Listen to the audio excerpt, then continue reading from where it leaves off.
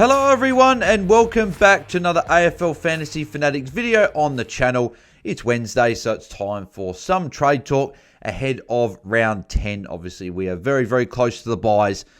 So probably getting our buy structures all set, ready to go is probably what we need to be looking at doing with trades, but also upgrading our teams, which is a bit difficult because we are people are starting to run out of cash and starting to run out of these upgrades. We do have some cheap options as well popping their heads up, so we could have some help as we get ready for these buys. So as always, we'll go through the most trade in-out players of the week, focusing on the top 10, then a few other names, and also my top 5 targets of the week, and my current trade plans ahead of round 10. So I've got a few issues of my own, so we'll get into that a little bit later on. So let's go through the top 10 most traded in players and touch on some of these players. So Cooper Simpson is the most traded in player of the week, the only player over 10k, 11.7k jumping on him so far.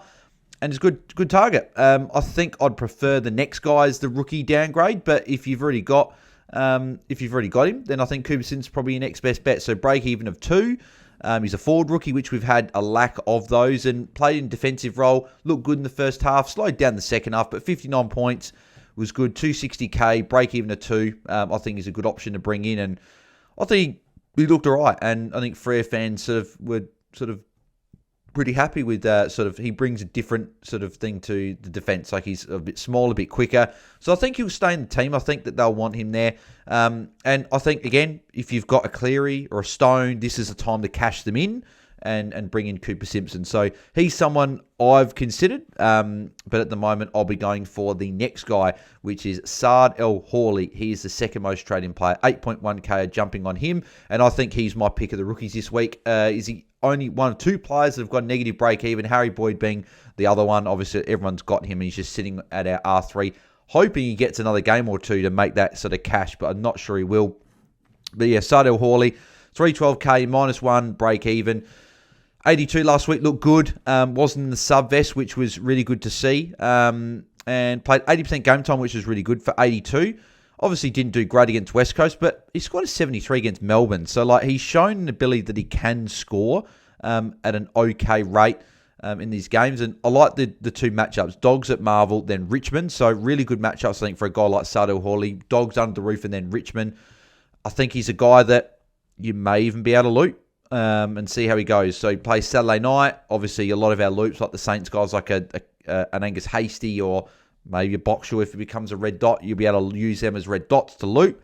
Saad El Hawley to see if he scores well if you've got another rookie or something. But if you don't, you still get to loop him anyway, right? If he pops a good score, you can still loop it on. So I really like him as an option. Defender mid flexibility, which is really, really nice. So he's one of my favourite targets of the weekend, probably my favourite rookie downgrade.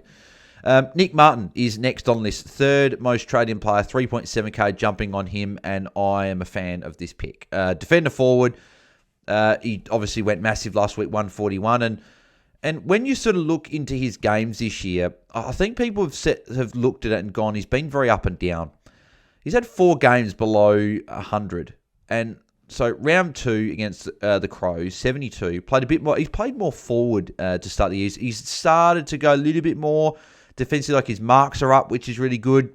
72 against the Crows when they got absolutely belted. And then 73 against Port at Marvel. And that was a very weird scoring game. Horn Francis didn't do anything. Rosie didn't do anything. So if you just look specifically from after his round 4 bye, he's gone 121 against Melbourne, 122 against West Coast. Then he went 72 against Collingwood where he got a corky, and this was in the wet, and he still took 7 marks. Then he played North Melbourne the week after with a corky and scored an 80. Then he went 141 last week. So, and they've shown that he doesn't come off. I know that he had under 90% in these 2 games here when he was dealing with that corky, but every other game has been over 90%. More often than not, it'll be more than 95. And obviously, 2 of the last 4 games, he's gone 100%. So I wouldn't be shocked if he keeps playing such high time because his fitness is obviously fantastic and his role is as good as any at the moment. And the fact that he's got Dogs at Marvel, then Richmond at the MCG, that's on a Friday night as well, that Richmond game. I really like him as a pick. Defender forward flexibility is really nice. He's got the round 16 bye. He just works, and he's someone I'm heavily considering. And I looked at it after the pod. So I said to people on the pod last night about my trades, but Nick Martin's come into calculations for me. even though he is a little bit more of a higher price than who I'm looking at. But I'll get into my trades later on. But I'm a big fan of Nick Martin. He would definitely be in my top 5 targets, so we'll obviously touch on that very soon. Mateus Filippo, 4th most trading player, 3,000, jumping on him. Matchup's good, West Coast. The role last week wasn't great. Obviously, played full-time forward, scored 73, and I think 40-odd points came in one quarter. So if it wasn't for that one, the second quarter, he wouldn't have done a huge amount outside of that. Ross Lyon did apparently say after the game that they're going to look to get him more in the midfield over the coming weeks. I think he's the sort of guy that, so he went up 6K last week. If you can get 2 red dots to him, I still like that. If it benches, like if you've got like a Lindsay or a Boxall or Mariah, so one of these guys at M8, and you can go like a red dot and a red dot to go get Filippo and bench Lindsay, for example, or even if you go Lindsay up to him, I still like a trade like that. That's something I've considered potentially for my own team this week. I know West Coast is a good matchup and maybe we're going early, but we're all going to be bringing him in, I would imagine, at some point. Obviously, we saw the end to last year. Don't think might not go as well, but he's priced around that 65, 66, 67. And for someone throughout the buys, got the round 13 buy, we can ride him through. And if he's like your F6, I think we'll be pretty happy if Filippo... We were all going to start with him if it wasn't for the early injury. So West Coast, and then he goes, I think it's Gold Coast and then Melbourne. That Melbourne, TO, Traeger Park, I'm not too concerned. That's obviously Alice Springs. It's obviously not like Darwin. Obviously, it's still going to be hot, right? But it's not going to be like wet. It's not at night. It's a day game. So I'm not as concerned with that one. But those 3 games now coming up are pretty good. And I think he will start getting midfield time. I'm just wondering, do I wait to see the midfield time or do you launch? I think you can launch this week. I don't have a problem with launching, but I'm just considering for my own team, do I just wait and just see it because I've got Lindsay and M8 and I could go to Filippo, or if I wait a week and fix up some other issues, which I'll chat about, then I go Filippo next week. So I'm just considering a few things like that, right? Tom Green is the 5th most trading player, 3,000, jumping on him, and I like this pick. I should have done this last week. I went Nick Dacos instead at 1.099, and I could have saved myself like 60k, 70k, and I missed a lot of points as well. I think it was at 66 points I missed out on. So unfortunate, but really like this pick. Good run coming up. Got a really good buy, the round 16 buy. Yeah, Freo, Carlton, Richmond. I like that run coming up. I think Callahan's taken over the role as the number 1 target for GWS. And again, if he didn't have the round 2 buy, a lot of us would have started him because we thought he was underpriced. So Tom Green, yeah, really like him as an option if you're looking for a midfielder this week. Nasai Wanganeen-Miller is the 6th most trading player, 2K jumping on him. Got West Coast this week. It's probably not value per se. He's probably priced at what you're going to get, but what you're going to get is a very consistent player. He's gone under 100 twice this year.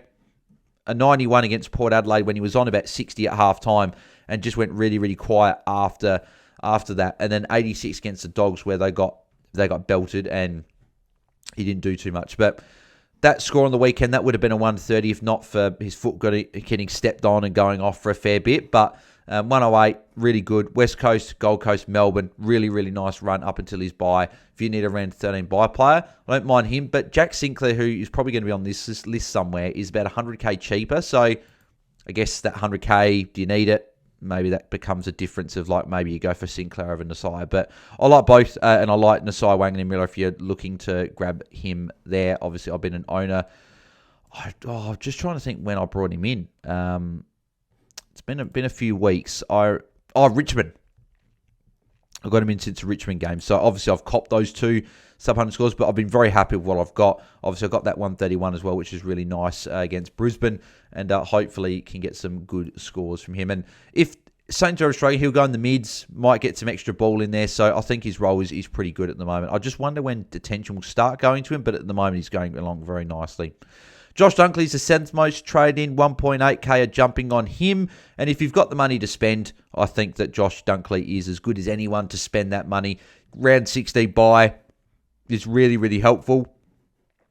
Had the 2 games back-to-back where he went under 100, but 98, 97, barely under 100. Good, solid run over the next 3 weeks. Hawthorn's not great, but Melbourne and Essendon are pretty good. Adelaide, Giants, Geelong before the bye, so not too bad of a run. before his bye, but he plays Melbourne. He's 120 average against Melbourne. I know Melbourne are one of his favourite teams to score against, so I would be shocked if he didn't go big once again. He loves playing Melbourne, and I think he goes well. So Josh Dunkley, if you're wanting to part for someone, the buy works, the consistency, the ceiling, everything about Josh Dunkley screams a good pick if you can afford it. I know a lot of people like myself can't go there, just obviously too much to pay, but maybe I could have gone there last week instead of a Nick Dacos. But I guess when you part for someone, you're obviously not going to be able to get all the other guys until a little bit later. But yeah, Dunkley is a very, very solid pickup this week. Coming at number 8 is Chankwath Jath, 1.6k jumping on him. So you can see that there's a couple of guys that are highly selected, but then a lot of guys are like 1,000, 2,000 selected. So a lot of people going in a lot of different directions, obviously right before the buys. But Jath, 599k, back-to-back tons. He's gone up a lot in price. And if you guys remember, I think it was 2 years ago, he was actually a highly traded-in player when he was having a good run, a bit cheaper. Scored a 20, obviously, I think was that as a sub against Geelong, or did he get injured or something? I can't remember exactly what that was, but obviously didn't play against West Coast. Not exactly sure what that was for. Maybe someone in the comments can let me know. But obviously back-to-back tons, but no Scrimshaw and Gold Coast at Darwin this week. I'm probably not going there. I don't love the Brisbane matchup after either. Like Collingwood Dogs, Adelaide isn't too bad, but the Darwin game, then Brisbane, even if he drops a bad score this week, his break-in's going to shoot a little bit back up again. So I don't hate it, but I'm probably not going there personally myself, just not with the Darwin matchup as well. You have to lock that in on a Thursday night, and unless you're absolutely sure that you want him, I'd probably be looking at other options, I think. But I know that some people are struggling for cash, and maybe he's the guy that can make you a quick 50, 60k if he can put up a couple of even 70s. Might be okay for someone like Jath. James Peatling is the 9th most traded player of the week, 797k. I like this pick. Obviously, he's getting a little bit up there in price in terms of what he's been doing. But last 2 weeks since Cratch has been out, 88 and 117. Obviously, last week was great. 12 tackles, which is obviously what I probably expected a little bit more. Those tackles to start, they were weren't great. He only had one game over 5 tackles, which was 6. But besides that, anytime he's gone over 5 tackles, he's actually gone over 110. So there you go. That's an interesting stat right there for you. But yeah, I think he's a solid option. They don't have a great run. They got obviously Collingwood and then West Coast, which is good. But then Sydney, Brisbane, Hawthorn is pretty tough to the bye. Their run really opens up after the bye, like some really good matchups there. So I think your Crows plays after the bye. But obviously, Cratch will be back by that point.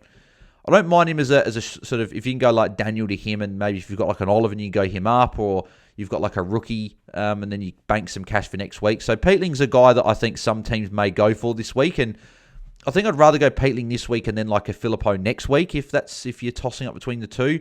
Peatling can make a little bit of cash for you, put some good scores up. So yeah, like Peatling, I'm a fan of. If you jumped on him a couple weeks ago, you'd be very, very happy because he's gone up a fair bit since then, and he's looking pretty good. So, yep, he is a solid pickup. And the 10th most traded player of the week is Dane Zorko. 1.5k jumping on him. He's expensive. And he's got obviously a great matchup this week against Melbourne. He's been good last few weeks. Obviously 3 tons in a row. Had a 3 week. A lot of players have had 3 week stretches of poor scores. Like we've seen a lot of players have 3. It's like a lot of the rucks had 3 bad games, then they start going well again. So interesting that's been what's happened this year. But yeah, we know for a fact when Dane Zorko is taking like 7 marks essentially, he's scoring well, and he's done that last few weeks. Melbourne, Hawthorn, Essendon's not bad. Hawthorn is tough, but the only concern I've got is Kitty Coleman. If Kitty Coleman comes back in this week, I'm assuming Zorko had the same role because he helped Brisbane to a premiership last year, right? So I think Zorko and Coleman will be the 2 main guys there. Maybe Fletcher goes back to a wing, but if Fletcher stays back, you've got Fletcher, you've got Wilmot there as well. Like guys like Leicester and that have a little bit of that chip back there as well. So Zorko's always going to be the main guy back there. I wonder if when Kitty Coleman comes back, is that going to change anything? And normally when I'm paying over $1 million for a guy, I don't really want any slight question marks at all. Like Dunkley, there's no questions on his role. We know exactly what he's doing. Tom Green, we know what his role is. Like a lot of guys over $1 million that you're paying for, like even Dacos, who I got last week, wasn't value, but I knew what I was getting, even though I got a 60. Well, sorry, I didn't know what I was getting. Didn't know I was getting a 67. But I knew the role that he was going to play, right? So if that makes sense. Just a bad outcome from that one. And again, probably shouldn't have paid up for him. But Zorko, I don't mind. I think I do have a few other options ahead of him this week, particularly in defence. A few people looking there, some cheap options and some guys that are a little bit more value, like even like a Nick Martin, for example. I'd probably prefer for 40k less, and he's a defender forward. So that's who I like there. Some other guys here just outside the top 10. Jack Sinclair, I like him. 900, is it 32? 932? I'm not, 934. So I like him. Obviously hasn't been as good this year, Sinclair, and Nasir is clearly the number one guy back there now. Like, they looked him a lot more. He's only turned up 3 times this year, and obviously his last 4 haven't been amazing. But we've seen this before from Sinclair, right? We've seen slow starts to the year and then just goes bang in the back half and goes like a 105 average or even a little bit more.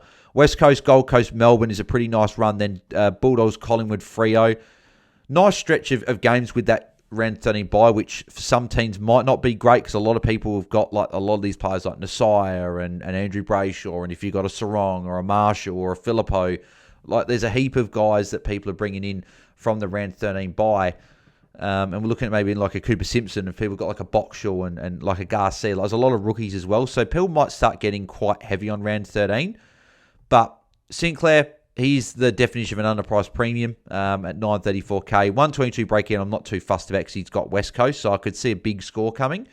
But we have also seen West Coast Optus haven't given up huge scores to defenders, so that's just something to watch. But Sinclair, I like him at 934. I think I prefer maybe 1 or 2 other options, but I still like him nonetheless. Matt Kennedy, really been the unsung hero on the forward line this year. He's just got it done. An average of 98.2, and I think people did flag this, obviously, in the preseason, but obviously just, if it was any other team, we probably would have started with him, but being at the Dogs, we're just like, what are we going to get? He's had 1 score below 89 all year, which is in round 2, turned up in 4 games in a row, season high 114.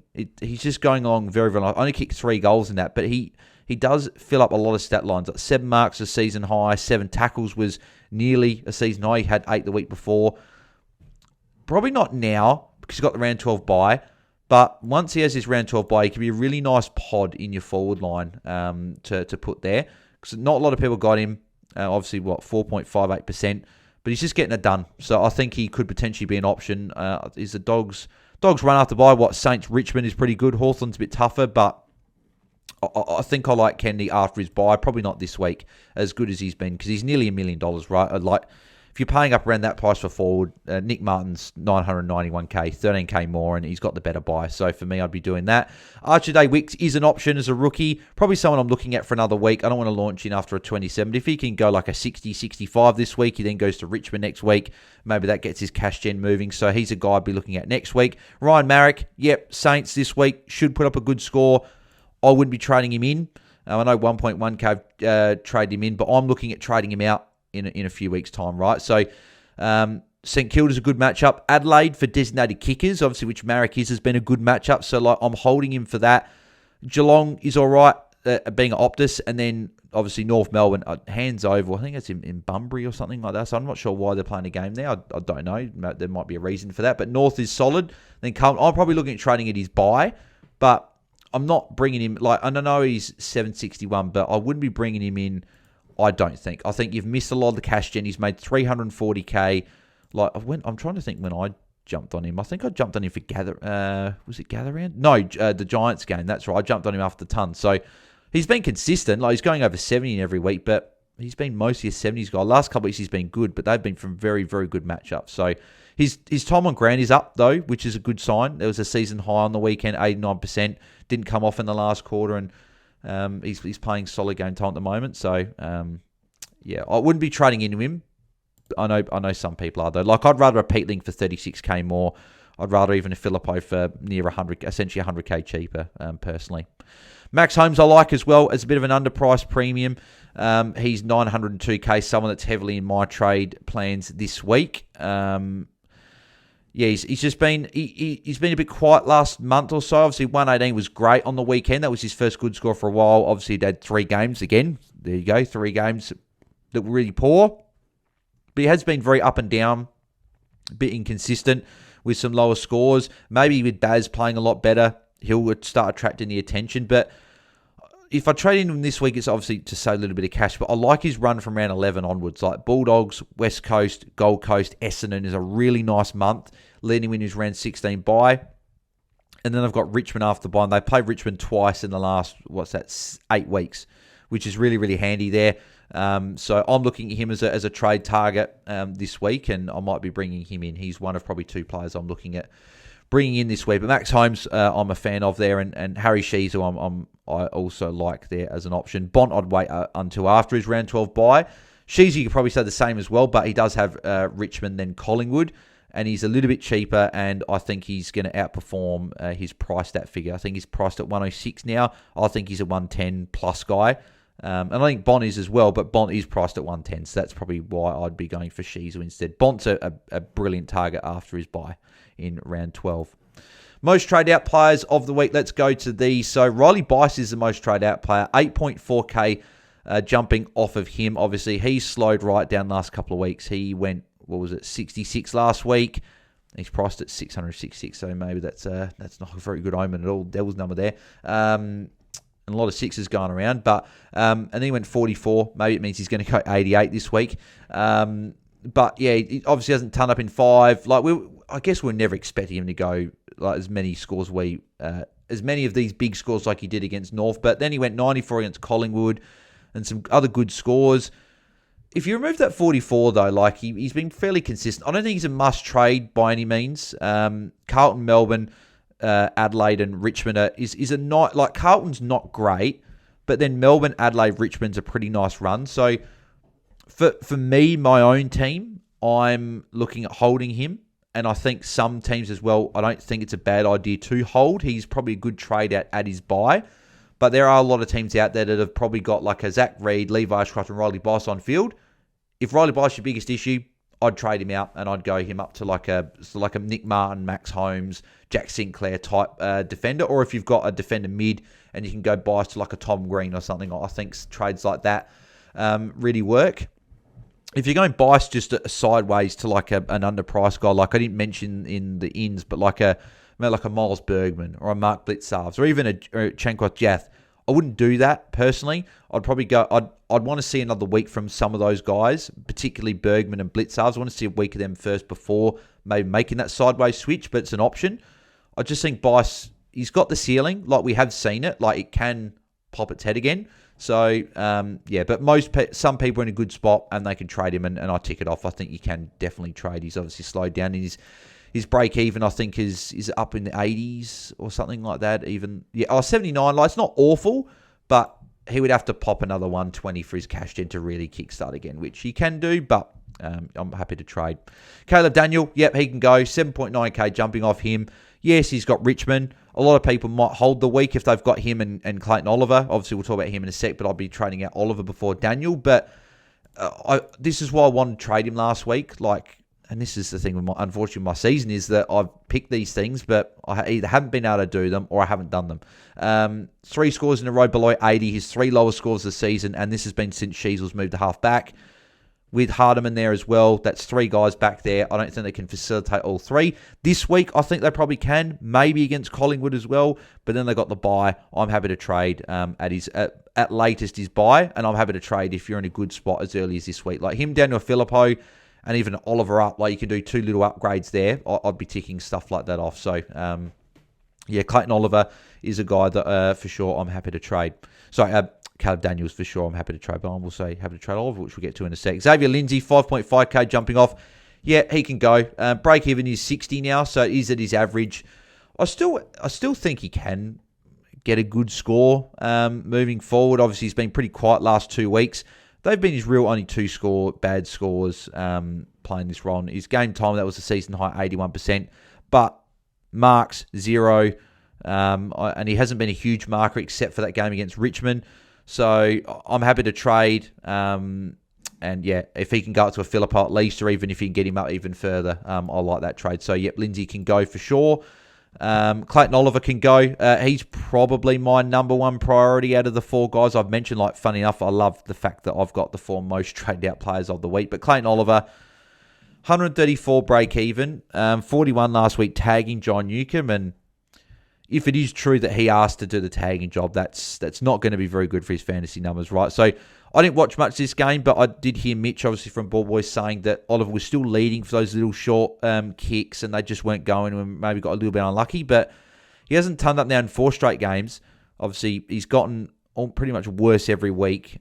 His game time still is under 80%. Like when he was averaging like 110 and at his peak, he was playing mid-80s. Like he almost did in the first 2 weeks. Like he was playing like 85, 86, 87% game time, whereas at the moment he's just not playing anywhere near that. And like if he was, these 90s would be 105, 110s. These 80s would be 90s. Like the 40 would be much better, but still he'd be a little bit better. So I know he's averaging 90 for the year, but the fact he's breaking into 134, if he drops another 50 or something like that, or 60, he's going down like what projected score. Even if he gets a 96, he's dropping nearly 30k pretty much. If he goes worse than that, he could be dropping 40, 50, 60k this week. So I think he's got to go, and he's still got good money on his head.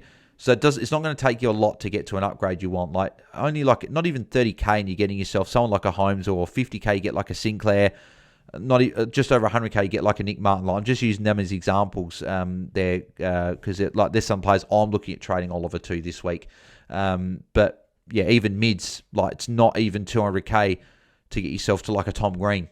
So guys like that, I think are good options to bring in. And Clayton Oliver, if he had a good matchup, it'd be different, but he's got Brisbane. So I don't love that matchup. So he can go. Jaiden Shaw probably stays. 4.2k jumping off him at the moment. Obviously, injury. I'm pretty sure he's listed as a test this week. But they say that they expect him to be available. North and then Essendon's a good matchup. I think, again, if you don't have an Oliver and you could do like a Daniel down, I wouldn't be opposed to still trading Short up, because this is going to be something that he's going to have to deal with for at least a couple of weeks. It's not just going to be, 100% great, he's ready to go, full blast.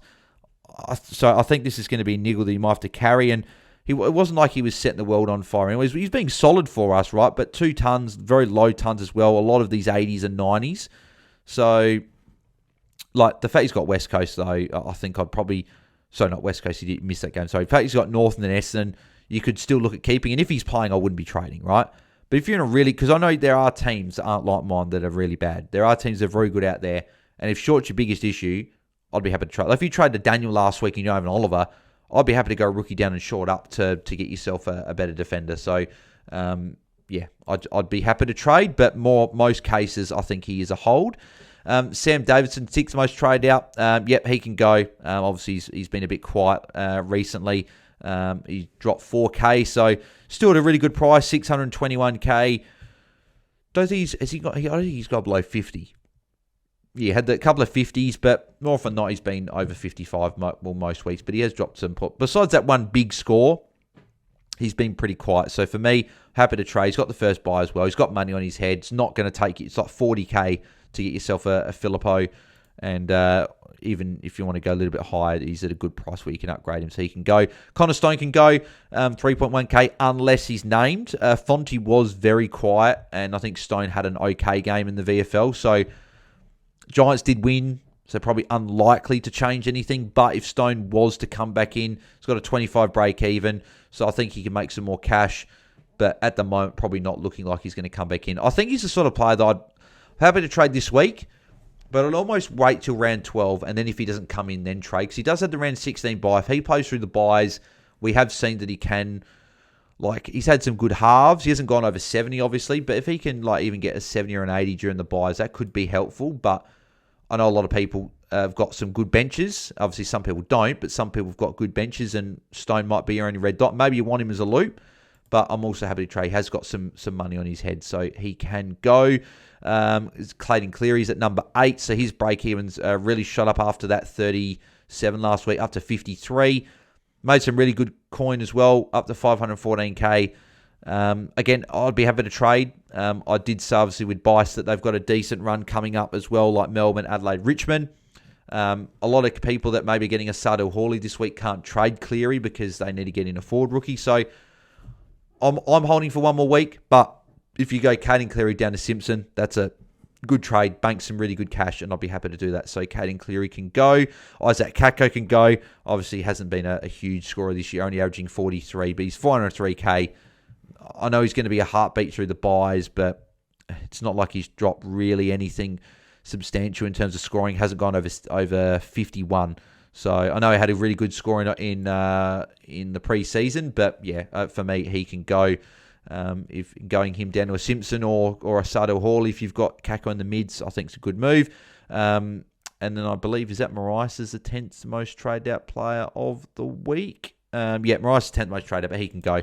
Sub last week, scored 25. Thought he looked good in the last quarter. Got involved a bit more than what he has been, but break-even's up to 64, 430k. He's got a little bit of money on his head, so he can go, and you can make a little bit of cash there. You make over 100k to go to Sado Hawley. If you go to even a Cooper Simpson, you make yourself, what was it, 170k or something like that. So, is it 100? No. Yeah, 170k, yeah, I was correct. So, yeah, he can go. Murphy Reed can go. Yeah, he's made his cash. Sanders can go. Obviously, on-field's got some money still on his head. Lawler can go. Obviously, dropped a 63 on the weekend. I think he made, 2 or 3k. 6k, sorry. And he only went 3 average break-in. That was interesting. But, yeah, North and Essendon, he doesn't have to go. If he pops an 80 or a 90, then he's making a little bit more cash again. But most cases, I think, him down. He's probably on your bench, Lawler, so him down and someone up is a good move. Finn O'Sullivan, I know he's got Richmond, but he's someone I'm looking at trading out this week. 396, he's slowly going backwards. He's made 59k for the year. He's just not an accumulator. He just doesn't get the ball, right? He's gone 51, 33, 52, 54, 22, 41, 49, 29. He hasn't gone over 50 in his last 4 games. And I just don't see it changing. He doesn't get a lot of marks. He had 5 against the Crows, which is great, but I was hoping maybe when he went back-to-back 50s and he had 3 50s out of his first 4, he might have been able to get going, getting some 60s, but then he drops to 22 and then some 40s and then another 29. Richmond's a good matchup. He's got the round 12 bye. He's not going to count for you during the buys. He's not going to pump out an 80 or a 90 or anything like that, I don't think. Watch him do it now. But yeah, I'm happy to trade. And if you can go him down and someone up, even going him down and Caleb Daniel up, and you can get a good upgrade on that end, I like a trade like that, because you're getting rid of a guy that's not making any money, and you're probably going to bring in a Sado Hawley or a Cooper Simpson or something like that to make some cash. So he can go. Meek is being rested, so if you do have him in the ruck, he scored a 44 last week. So, yeah, he can definitely go for sure. And this would be the ticket to getting Marshall. I think if you've got Meek, easy switch. Meek to Marshall, done. You do that one for sure. If you didn't have a Tristan Sherry, maybe you go for him, depending what your sort of buy structure is looking like. But Sherry and Marshall would be for sure my 2 upgrade targets for Meek. Hustwaite can go. Apparently, we saw someone in a live chat last night on our pod that Hustwaite didn't fly to Darwin, so it sounds like he's not going to be there. I know Cam McKenzie and Connor Nash will come back into the team, so Hustwaite has got to go. His break-even's in the 60s as well. Some people brought him in last week and unfortunately got the subbed out, but obviously you're trying to get some cash gen, and I also considered doing this play, and if it wasn't for probably some other carnage, I might have even more heavily considered it. But yeah, I think he can go 64 break even, and you can hopefully get up to a Filippo or something like that from where he is, or if he's on your bench, go him down and make some cash. If he was to play though, he plays Thursday night, you could put him on the bench and loop him, but sounds like he's not going to play anyway. Trainers there as well. Probably one I'd keep. North and then Essendon in the next 2. I think he can score pretty well. He's been safe for a 70 besides that 2 that he got. So since his round 3... sorry, did he miss? I don't know if he missed somewhere. Oh, no, sorry. Since that bad score against Port in round 2, he's only gone below... He hasn't gone below 69. 69, that was his lowest score for a while, and he had lower game time than what he had been playing. So I think he's had his rest. He's a few weeks away. He's about a month away. I think he'll keep playing through. I think he's a hold for 2 more weeks, and then you can either trade at round 12 when he's got the Giants, or he could be a guy you just hold until he's round 14 bye. But I'm pretty happy with him sitting there at D6 for me currently. And if you've got him, I think he's still fine to be holding for the time being. And then, Corey Warner can go. Simpkin probably doesn't have to go, especially with Richmond. I wouldn't be trading with the Richmond matchup. I know he's dropped some... He started really, really well, but he's dropped some poor scores of late. He's gone 51, 94, 63. I'll just hold, though, for Richmond, and you can maybe look at trading Eddie's buy. So a bit like Caleb Daniel, hold for one more week, and then maybe look at trading next week. Hewitt, I think, did Hewitt go well last week, or did he? No, it's poorly, so 34.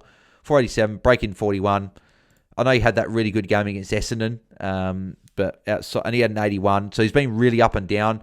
It is Optus, so maybe he goes well against Saints. 487k, maybe you hold on to for another week, but again, he can go if he's what gets you the upgrade. O'Sullivan can go as well, mate. His cash.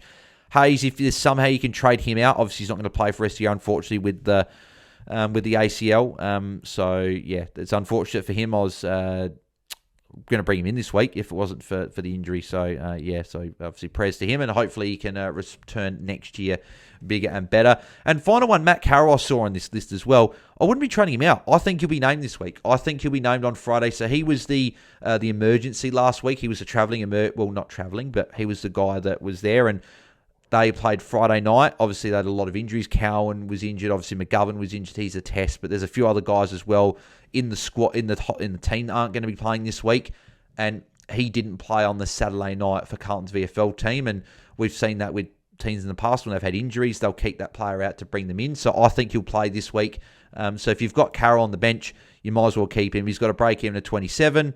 And if you've got a loop, you never know. If he pops an 80 or something on Friday night, you might be able to loop him on potentially. So Carroll, I'd be holding. I've got him, and I think he will play. I'd be pretty surprised if he didn't. I thought he was stiff in the first place to get dropped, but I think the fact that a few of those guys are out, I think Carroll will come back in and hopefully can make some more cash for us. So now let's go to the top 5 trade targets of the week. So at number 1, I'm going to put Sardell Hawley at number 1. And the reason I've got him at number 1 is because of the rookies drying up. He's got a -1 break even, and he's got a good 2 matchups. If he can just go, I think it's 70, he makes 100k over the next 2 weeks. So I really like him as a trade-in target. And with the lack of rookies, I think he's got to be high up on our list this week. So for me, really like him. He is my number 1 trade target. At number 2, I'm actually gonna put Nick Martin. And the reason I'm going to put Nick Martin is for a number of reasons. So he's still under $1 million, so he's still cheap for what we know he can do. He's got the Dogs at Marvel, then he goes Richmond. 2 great matchups. He's a defender and a forward, so the flexibility through the buys is going to be really, really handy. And I think he's a really good target. And if you don't get him this week, he might put up a good score, and then he's got to go play Richmond, and he's going to be well over $1 million, probably when the buys are obviously starting. And he's going to be very hard to get up to. So if you can get to him this week, I really like him as an option, someone I'm considering bringing in as well this week. So he is at number 2. At number 3, who am I going to put? Number 3. No, there is a few good options here, like a lot of them here. There's a few guys speculative I'm not going to put in the top 5.